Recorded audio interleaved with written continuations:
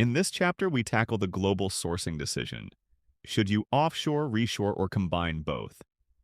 The key idea is that sourcing is no longer only about unit cost. It is also about resilience, quality control, intellectual property protection, and the ability to deliver reliably. We will use a tiered toolkit to structure the decision. We start with a rigorous optimization model, then move to heuristics and metaheuristics, then to learning systems and digital twins, and finally to human and ethical governance. Global Tech Industries is a mid-sized electronics manufacturer reassessing its supplier footprint. Today, it sources 70% of its components from Southeast Asian suppliers, and it has historically achieved 30 to 40% cost savings compared to domestic alternatives. However, recent disruptions and quality issues have extended lead times to 6 to 12 weeks. This creates a strategic need to rethink where critical components should be sourced and how risk should be managed. There are three realistic options. The first is to continue offshoring and keep the cost advantage, accepting the operational exposure that comes with long and complex supply lines. The second is to partially reshore the most critical components to regain control and shorten lead times. The third is to adopt a hybrid strategy that deliberately balances cost, risk, quality, delivery performance, and sustainability goals. This chapter uses 7 tiers. Tier 1 is a multi-objective convex optimization model. Tier 2 is a hill-climbing heuristic with random restarts. Tier 3 is a Cuckoo search metaheuristic that uses levy flights. Tier 4 introduces meta-learning with model-agnostic meta-learning. Tier 5 builds an integrated digital twin for scenario simulation. Tier 7 focuses on the human and artificial intelligence partnership, and Tier 8 enforces value-aligned ethical sourcing. Tier 1 formulates sourcing as a structured decision across products, locations, and time periods. The decisions are the sourced quantities for each product from each location in each period. The model is multi-objective. It combines total cost, a penalty for geopolitical and operational risk, and a reward for higher supplier quality.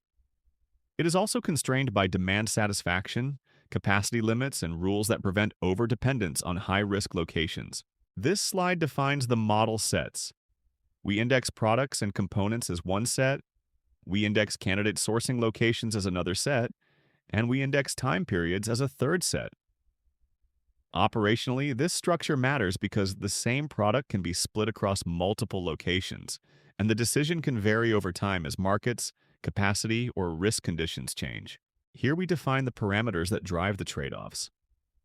Demand tells you how many units of each product are required in each period. Unit costs and fixed sourcing costs represent the cost of ownership. Lead time captures responsiveness. Quality scores represent defect and reliability performance, and a location risk factor captures disruption exposure. Finally, capacity limits prevent the model from allocating more than a location can realistically supply. The decision variables describe what you actually choose.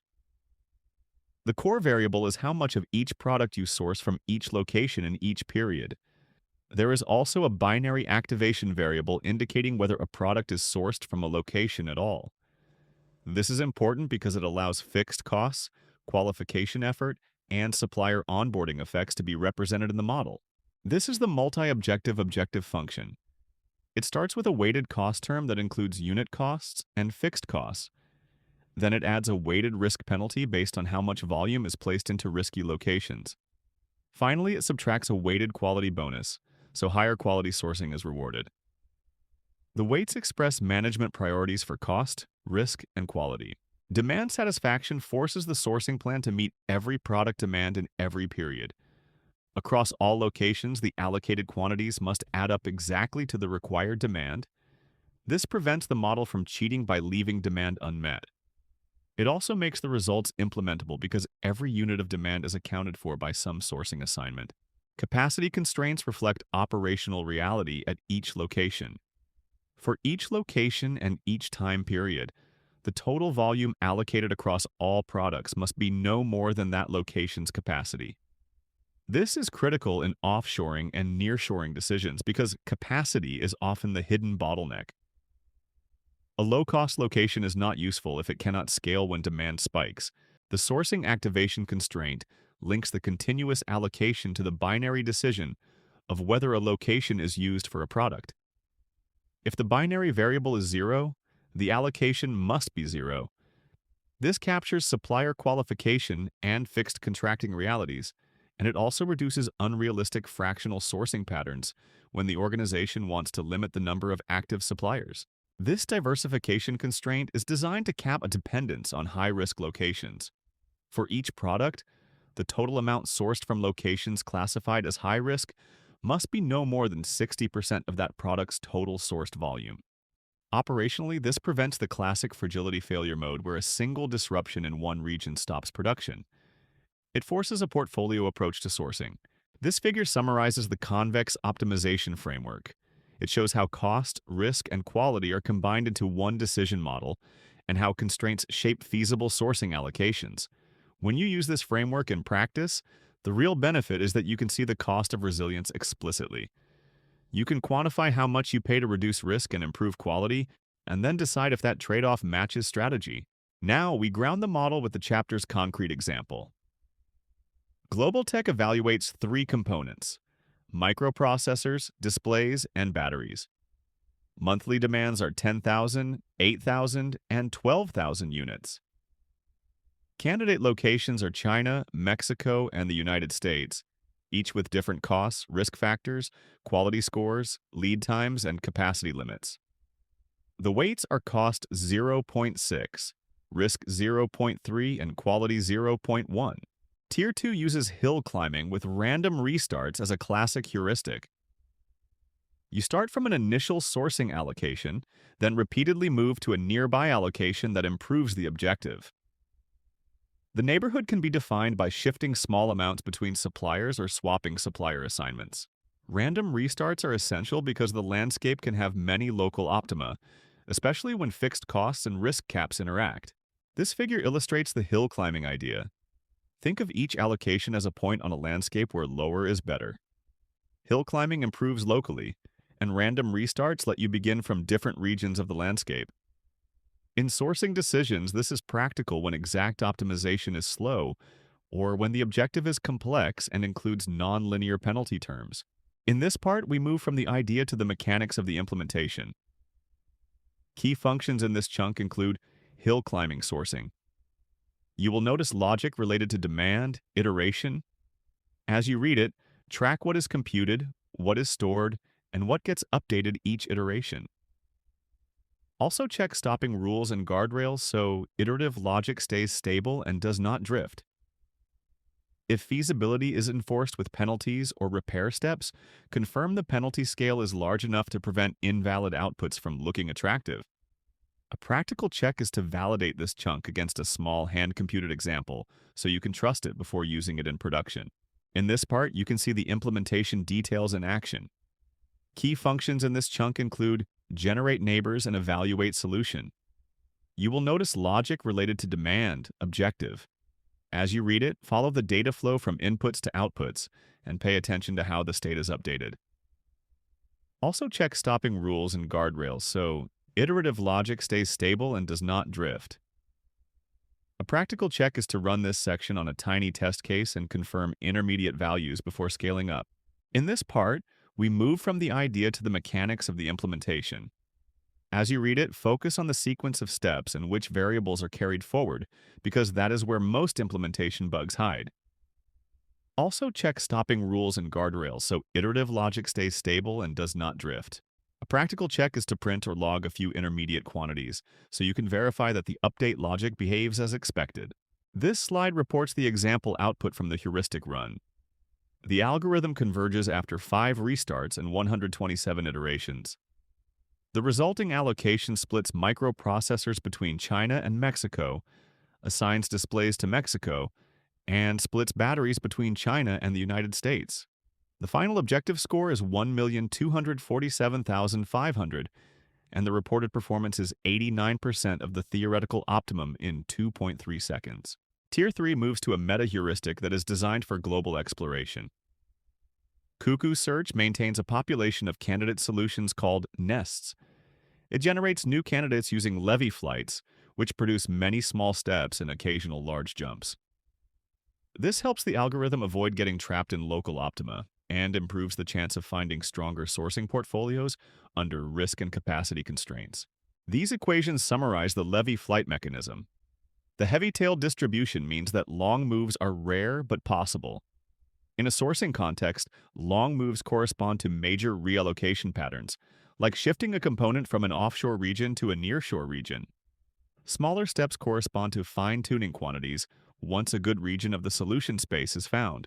This figure visualizes the Cuckoo search process. Poorer nests are replaced, better nests persist, and an abandonment probability keeps the search diverse. The key practical benefit is that you can explore a wide range of sourcing portfolios while still converging toward high-quality allocations that balance cost, risk, and quality. In this part, we move from the idea to the mechanics of the implementation. Key functions in this chunk include Cuckoo search. You will notice logic related to demand, fitness. As you read it, track what is computed, what is stored, and what gets updated each iteration. Also check stopping rules and guardrails so iterative logic stays stable and does not drift. A practical check is to print or log a few intermediate quantities so you can verify that the update logic behaves as expected. In this part, you can see the implementation details in action. Key functions in this chunk include levy flight and abandon worstness. You will notice logic related to demand, fitness. As you read it, track what is computed, what is stored, and what gets updated each iteration. Also check stopping rules and guardrails, so iterative logic stays stable and does not drift. If arrays or tables are involved, double-check indexing and alignment, because off-by-one mistakes are common in time and sequence code. A practical check is to print or log a few intermediate quantities so you can verify that the update logic behaves as expected. In this part, you can see the implementation details in action. You will notice logic related to demand, fitness. As you read it, focus on the sequence of steps in which variables are carried forward, because that is where most implementation bugs hide. If feasibility is enforced with penalties or repair steps, confirm the penalty scale is large enough to prevent invalid outputs from looking attractive. A practical check is to run this section on a tiny test case and confirm intermediate values before scaling up. Here we have the concrete results for the Metaheuristic run. The setting uses 25 nests and 300 generations, with levy parameter beta equal to 1.5 and abandonment probability equal to 0.25. The best solution reports total cost of $1,156,000, risk-adjusted cost of $1,243,800, and a quality bonus of $28,400. The final objective is $1,215,400, which is a 2.6% improvement over hill climbing. Tier 4 reframes sourcing as a learning problem. Instead of solving each scenario from scratch, the model learns how to adapt quickly. The meta-learner is trained across many sourcing scenarios so it can pick up transferable patterns. When a new market or disruption occurs, it can update with only a few gradient steps and produce a strong sourcing allocation rapidly. This slide presents the model-agnostic meta-learning objective. The idea is to learn a parameter setting that can be fine-tuned quickly for each new task. In sourcing, a task could be a new product category, a new region, or a new disruption regime. The update equation captures how a few gradient steps produce a task-specific solution. This figure shows the meta-learning architecture for adaptive sourcing.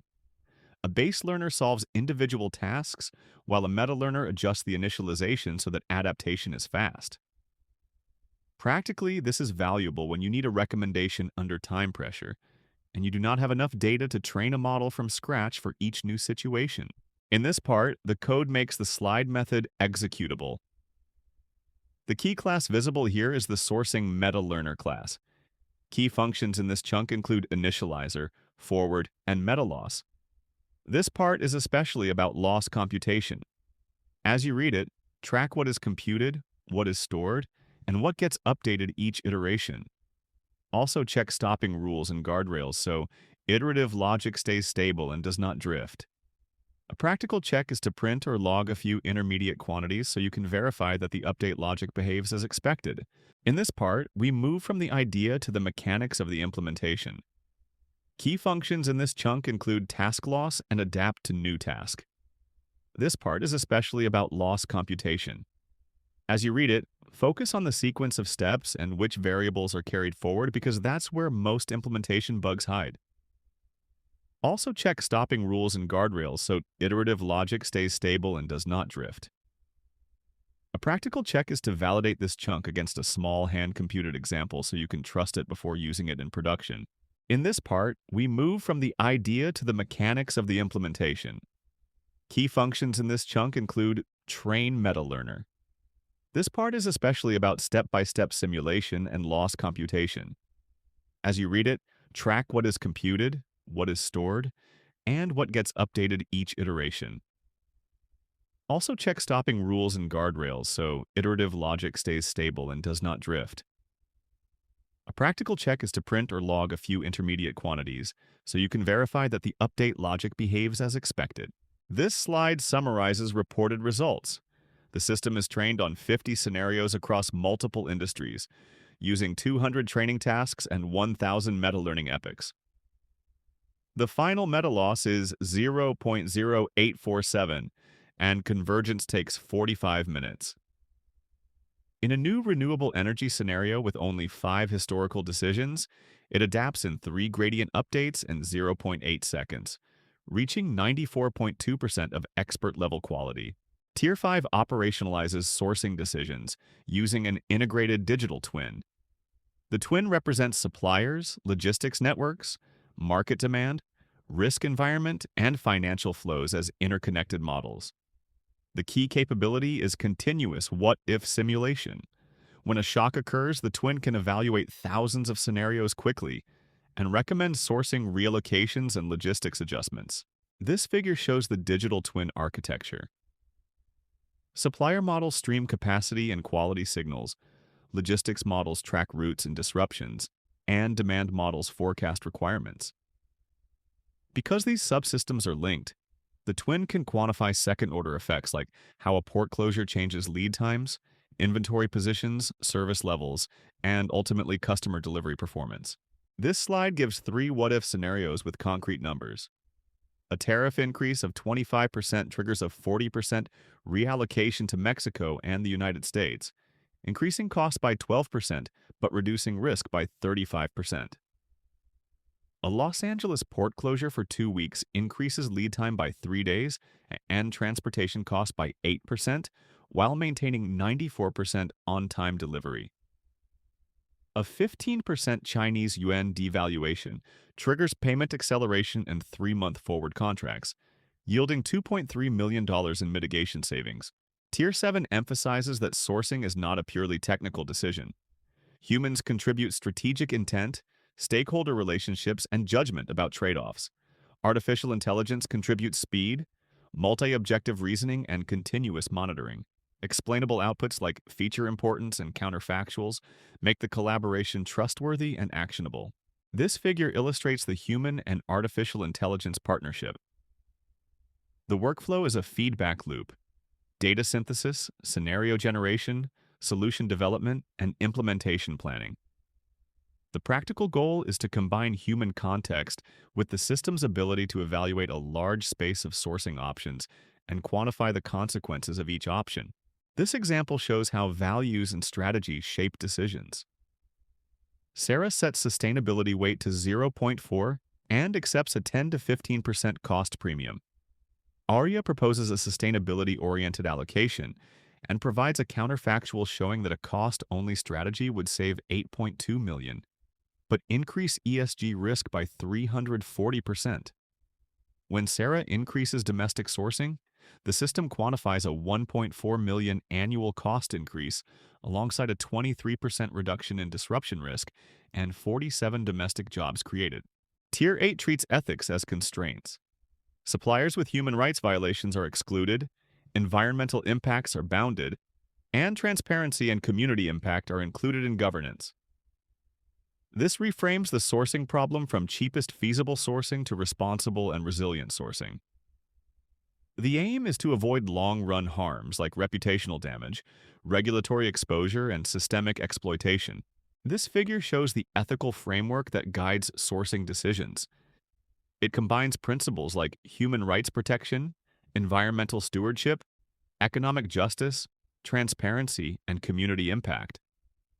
Operationally, this means the sourcing plan is filtered through audits and rules, and the optimization is only allowed to choose from suppliers that meet the ethical baseline. This slide shows how ethical terms can be added to the objective and how hard constraints can blacklist suppliers. The practical effect is that even if a supplier is low cost, it can be excluded if it violates non-negotiable ethical requirements. Other ethics dimensions can be represented as penalties, so the system actively prefers lower harm allocations.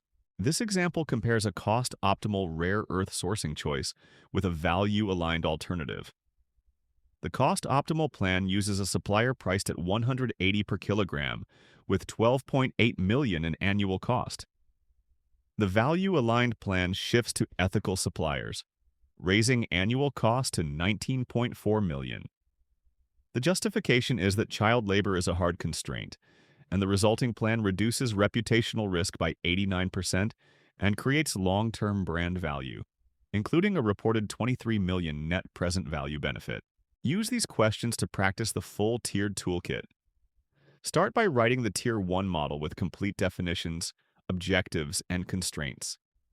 Then implement the heuristic and metaheuristic, compare outcomes across multiple runs, and design the meta-learning and digital twin extensions. Finally, define how the human and ethical governance layers should operate in real organizations. The key message is that global sourcing is a multi-objective decision under uncertainty. Cost matters, but so do risk, quality, lead time, and sustainability.